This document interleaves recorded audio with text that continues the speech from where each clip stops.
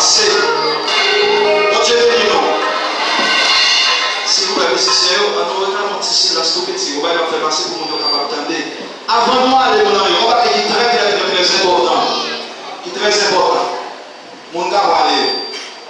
Et matin, nous avons un serviteur qui sortit du côté de Puerto Plata. Malgré que ça n'a pas bien, elle va faire un sang oublié. Tout ça fait que le Seigneur pour nous. Je vais expliquer que les petits monde malade de l'hôpital et l'hôpital qui est interné. Et là, regardez monsieur vraiment, monsieur dit c'est bon, j'ai peut-être avoir un accident que faire. Il faut appeler en machine. Monsieur a déjà mouru déjà, mais il est paralysé. Monsieur dit quoi de bataille, c'est quoi de bataille, il va aller la première. Et il manque de lui encore. Il manque de lui encore. Ça veut dire que madame, moi, ça fait que donc bon femme, ça bon. Madame, on a dit que pas oublier, paralysé. Alors, songez, Jésus-Christ de reprocher à tout le monde parce que le petit est en prison, ou pas dire ouais. Il a été malade, tout pour prendre soin.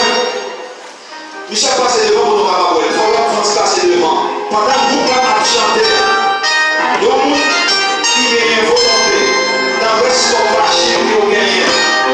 Le reste de machine qui gagne, on va le devant. Pendant que vous a chanté, et puis ça gagne, on va mettre là-dedans pour monsieur jouer comme. Pour lui aller au l'hôpital, il va faire un cahier. Parce que si tu as fait un cahier, les autres à le CV, il y a des dehors.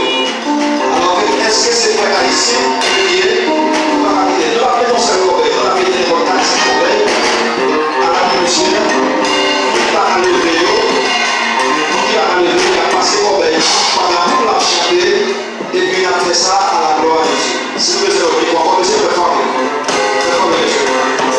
ma quatrième position, c'est pour devouer avec 2000 pesos. En cinquième, c'est PDL avec 1890 et puis affranchi 6e. Ok? Tout de suite, c'est comme ça vient. Pendant qu'il a chanté, il va passer au problème.